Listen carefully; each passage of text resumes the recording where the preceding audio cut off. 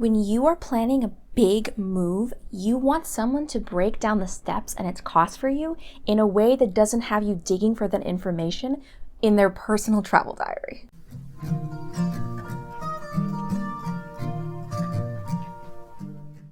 Hi! Welcome to the Feminist Homemaker channel. I predominantly make videos dedicated to teaching home economics and independent living for any age, gender, or income.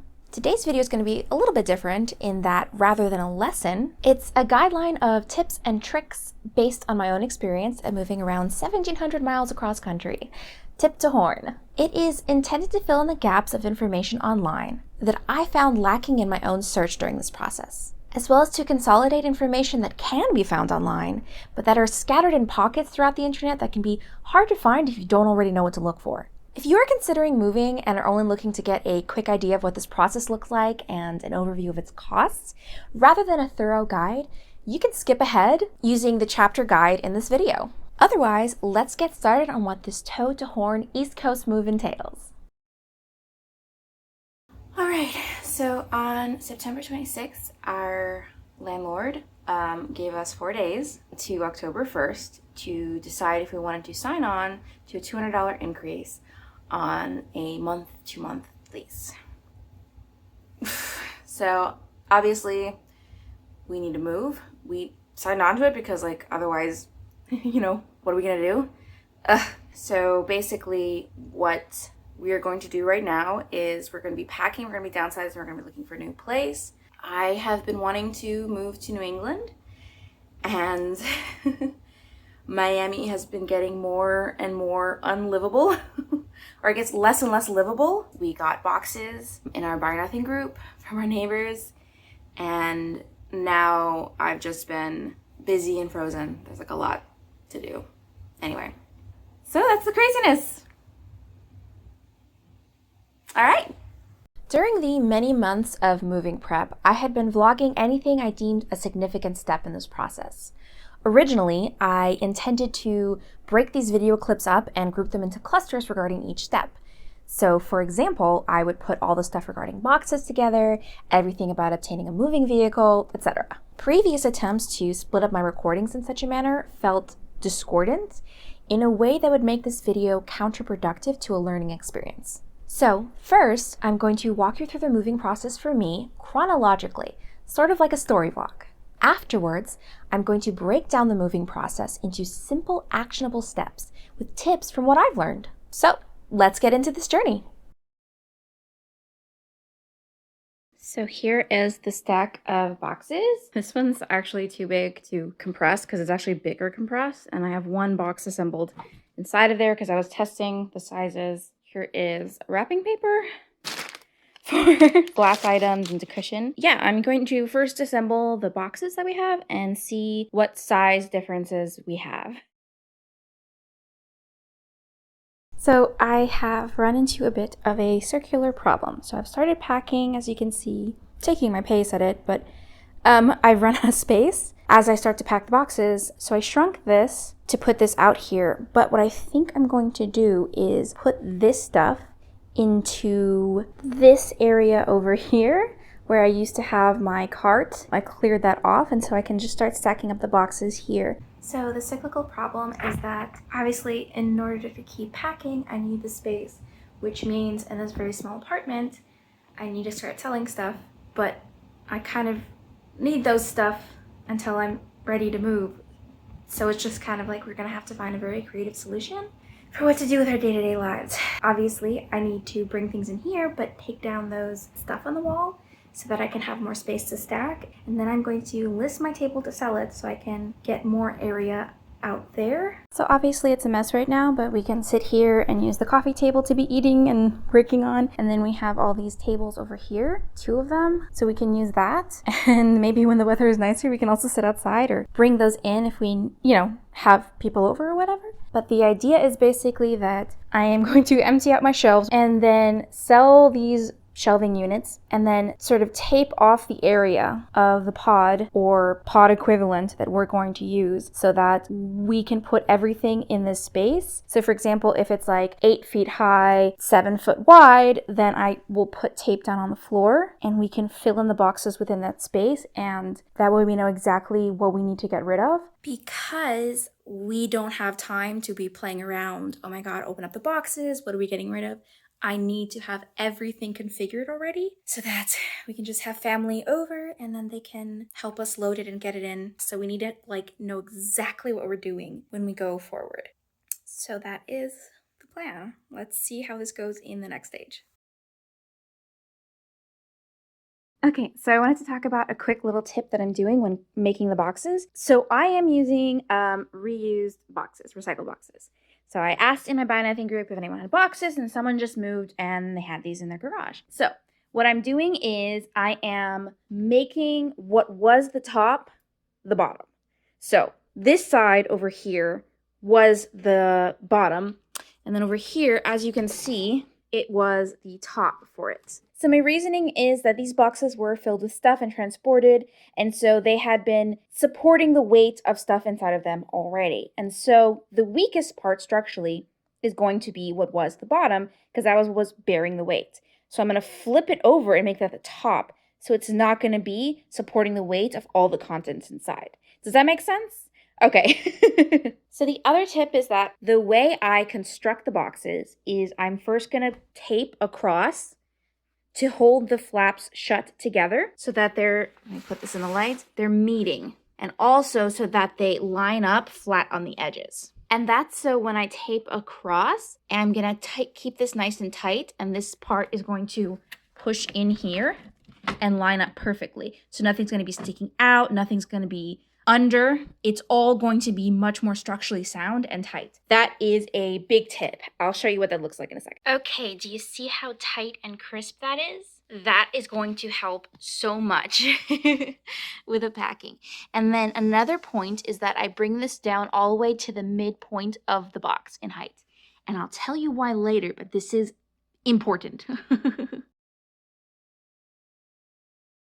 All right, so 2 things. So I've stacked quite a bit of boxes here, and this is what I was talking about, where I put the tape all the way around once I put the tape up halfway through and bind it all the way around. Now this stuff where I go over so much to keep it closed is only because this is all books and it's really hefty and solid, and these are secondhand boxes, so I want to make sure that it stays together, essentially. But the idea is basically that, for example, for this box, I would tape around to keep that in and then just tape it closed once more, and that's just really good for any type of secondhand boxes, but definitely want to really tight and heavy for other materials. So that's what I have going on, but I don't want them to stay in here because I have started taping off this area, like I said. So the white tape is the area, it's 8 feet out this way, 8 feet out that way, and then 8 feet tall, which is actually to the ceiling of my apartment. So this is the outline for everything, and then this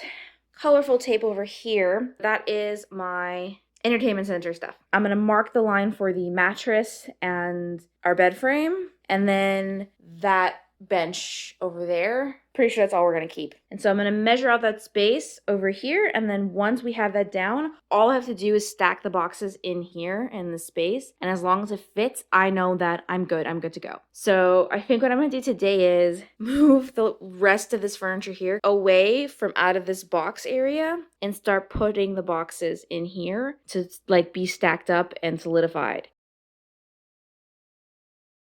So I actually completely forgot to show the before and after, but I will show you now. So I've used these push pins and then mostly command tape to hang things on the wall. The big place that I did that was over here. So it was a lot of tiny little holes, and as you can see, it's completely white. I wish I'd taken a picture of all the little push pins that were there, and I just covered them up using caulk and a caulking gun and then this sort of spatula. But you can also get just from the dollar store, just a caulking tube, and they have a little like metal spatula. It's really super simple. You just squeeze it out and scrape and make sure the hole is filled. Obviously this is for like a very tiny hole that I'm just like covering up to be like cautious and respectful, and also so they don't charge me to get my full deposit, because this wall very much has like the landlord special, like there was holes in it and there are places where somebody clearly came and just like rubbed spackle all over it and just did not care. Here is a good example of the area. You see this? Something was here and it just like is all patched up. This is just literally indicative of like the entire space. When I came in, there is holes in the wall from the previous tenant who put in holes, and they didn't bother to patch it up because they didn't notice it. But I'm just making sure that I'm covering my bases. I'm doing my best to cover it up and keep it clean, but I'm not doing it the proper way, which would not be necessarily with caulking, because clearly the landlord who owns this place doesn't care. And so I'm giving it the exact same respect that the landlord is giving, and I feel like that's appropriate. All right, so I am packing up my autumn stuff early, and that's so I have time to sell anything extra that I'm not going to keep that doesn't fit in this one container. Anything that I don't want to sell, like that's smaller, I can like give away in my Buy Nothing group, and other people can use them for like Thanksgiving or whatnot. I've packed everything except for the ceramic and glass stuff, and it's going to get wrapped in... Let me flip this camera around. It's gonna get wrapped inside of my autumn cloth stuff, so I can like double up, like really use the space. So let's see what I can fit in here and what is not going to survive this move. All right, so I've lined up all the boxes over here and then put all the furniture that I'm still having out over here on the other side of this line. So it helps me actually see things, and it organizes the space way more because it just separates it. Like the visual clutter is just like, that's the boxes inside the lines, and then there's my furniture with my stuff. And it's a lot less messier in the entryway and cluttered, so yay! So I'm just chilling here taking a lunch break. And I don't know if I've covered this yet. So basically this is just some cube storage that we got 3 of them, 2 with 4 boxes and then 1 with 8. And we laid it in this sort of layout. When I bought these, they were $50 each, and now they're like $100. So to replace it and to get this much space for entertainment center and storage and everything, and fits like our color scheme, would just be like way too expensive. Even just to rebuy this exact same thing would just be too much. So because we're keeping this, these cubbies are, as you can see, there's like paper sticking out of it. That is that packing paper. Let me zoom in if I can. That packing paper that we got a bunch of. So inside of here, we're going to, strap this thing in, and then we'll just put a bunch of boxes in front of it as well, so nothing moves or slides out. And then inside of each of these containers, because it is so protected by the furniture piece itself, we have all of our glass stuff wrapped, like super duper wrapped inside of here. That saves us having to put it in boxes and worry about that. These are some older ones that we have, and originally I was gonna sell them, but I wasn't gonna get much money from them. And once we realized that we were going to use this for glass storage, I was like, let me just keep it for the move, and then I can sell it or give it away when I get up there. So that is what we were doing here. Packing while still living in a place where you're like, I can't pack this yet, what do I still need access to, is its own task. So it really helps to have an idea and just at your pace, just pack what you know and take these steps. Like the steps that I'm taking as a guideline, where I packed everything that I didn't need. And it sucks when we do have people over who are like, I want to watch this. And it's like, I own that DVD, but it's packed. So it has its own challenges where you don't have a specific timeline. It's just pack, pack, pack, pack, pack, and really, really get the house down to the basics. But that is the thing. You're living in a house that does not have an abundance of joy or the capacity for like hobbies and stuff like that. Anyway. I've gotten some amazing news. My husband got called for the interview, and now we need to determine when is the earliest day that we can be there. All right, life's moving. Wow. All right, so due to many circumstances, not least of which is the fact that from the time David got the job offer to when he has to start and we have to be there is 2 weeks, I ended up going with U-Pack, which I was interested in the beginning just because they're more straightforward. I'm looking for a quote for pod for moving. So what would be the price difference between moving in the small container, the 8-foot one, versus the 16-foot large container? I'm not sure I'm understanding the breakdown of the fees. So no, I understand the process. I'm not understanding where the prices are going. Okay, you said, so there's going to be, what was the first cost? Okay, so there is another fee. Then there's a transportation, and then there's a fee for them to drop it off. Is there any other fee? Where is the fee included? I don't understand.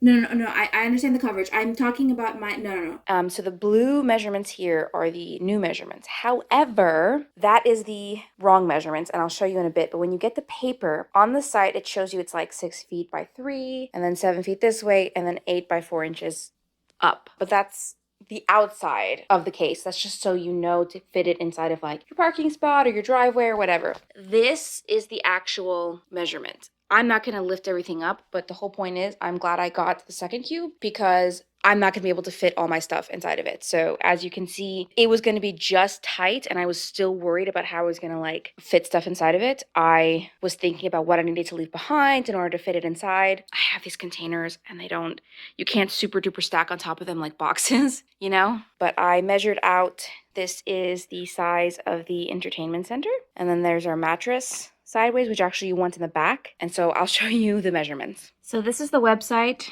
and these are the measurements for the Relo Cube. Now, once again, that is on the outside. See how the inside, the side that you need to know to pack, is smaller, and this is it. So basically, I got 2 cubes, and if I don't end up using the second cube, I don't pay for it, which would be great. But on the off chance, I have a feeling we'll need it. At the very least, you know, we're going to get rid of the couch, but since we have to get the second cube, I think I'm just going to keep the couch. Also, it's kind of crazy. We got to be out of here, packed up by next Monday, because we need time to empty up, do the inspection, and then drive up. So I'm dying. All right, so we're down to the wire, but let me show you what I'm doing. I have made these fragile stickers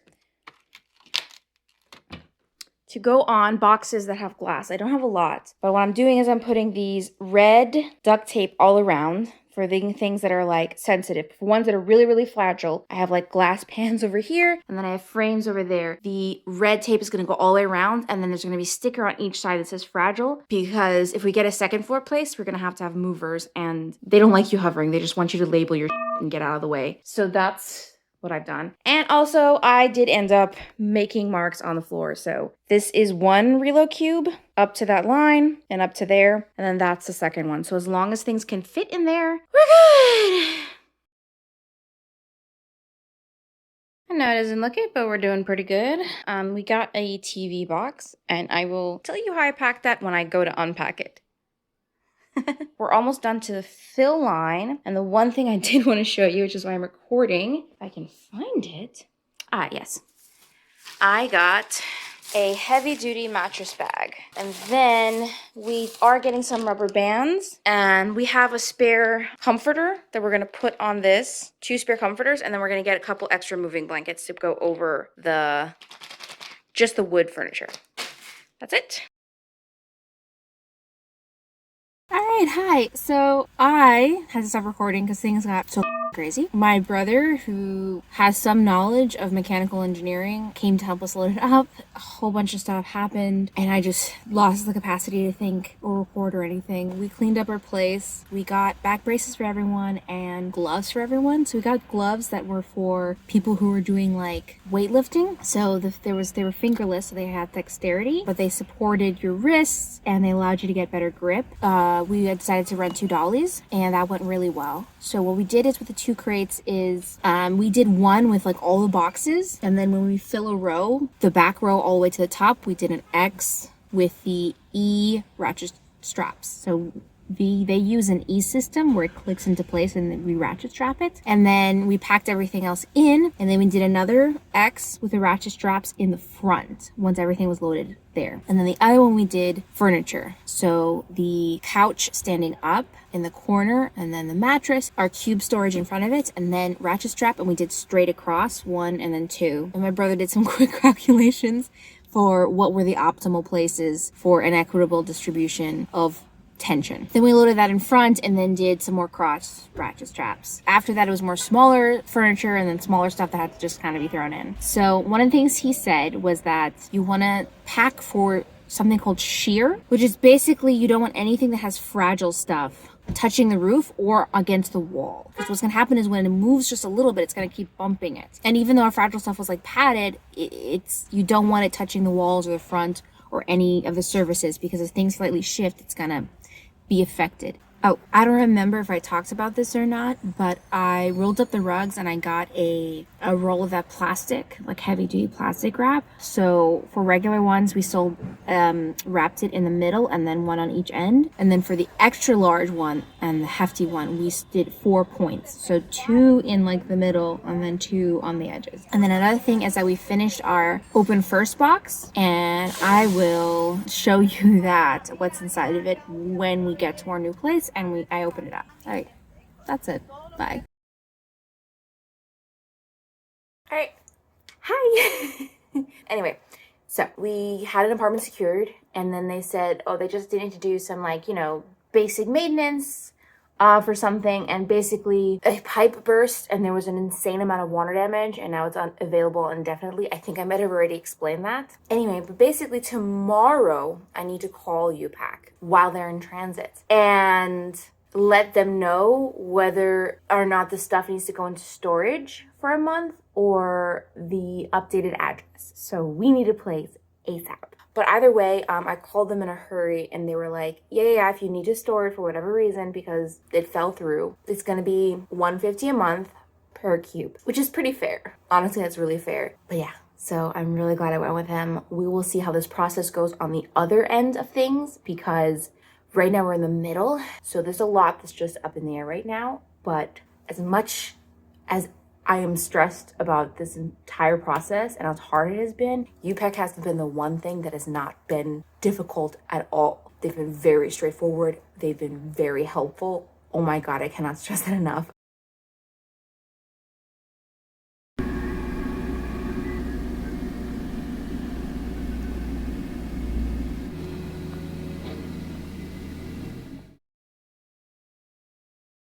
So here's one of my pieces that got scratched up and somehow this stuck to it.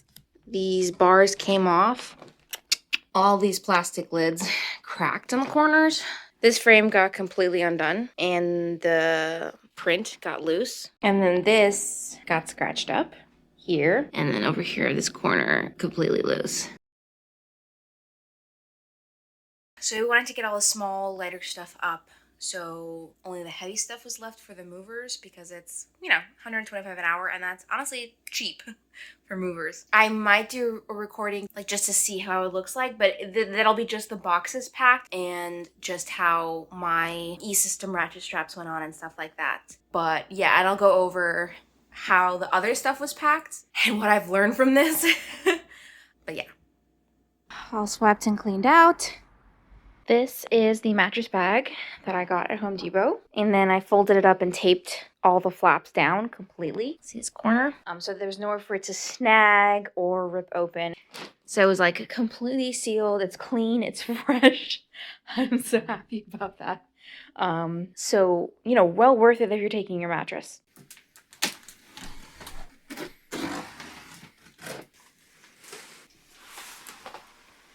All right. As you can see, this thing here is what it came with. But we bought more bubble wrap to secure and soften it. And then I put this packing paper on top of the screen. It also comes with these little corner things that cushion it. But you're going to need a lot more stuff to cushion inside of it. And then you're going to need a way to seal it so that it doesn't come apart. Oh, it is snowing.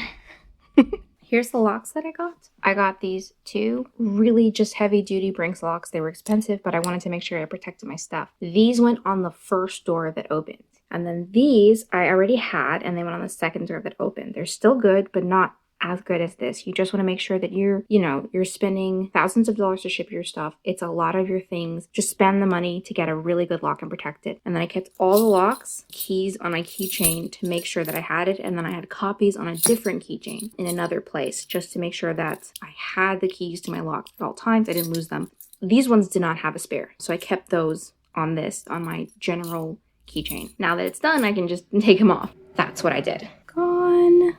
Woohoo! So, after a move like this and months of documenting it, what advice would I give from my own experience? Let's go over this systematically. Boxes.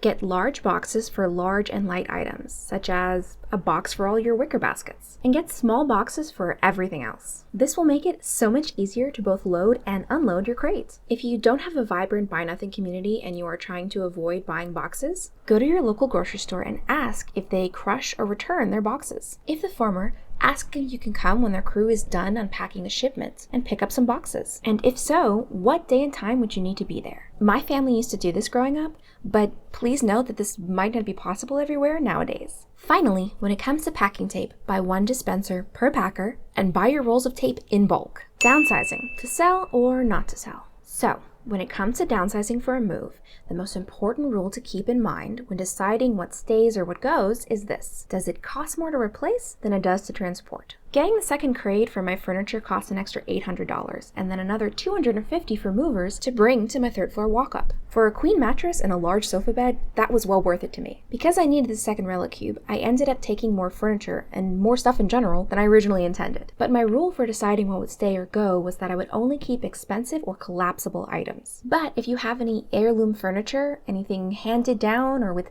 sentimental value, take that into consideration too. When downsizing, prepare to list smaller items as soon as possible because those take longer to sell. Selling can be exhausting as you have to photograph, type up a description, take measurements when necessary, and manage posting to multiple sites to yield better results. Create a notes file with common responses to buyers' frequently asked questions and a format for sale descriptions to make this process easier for yourself.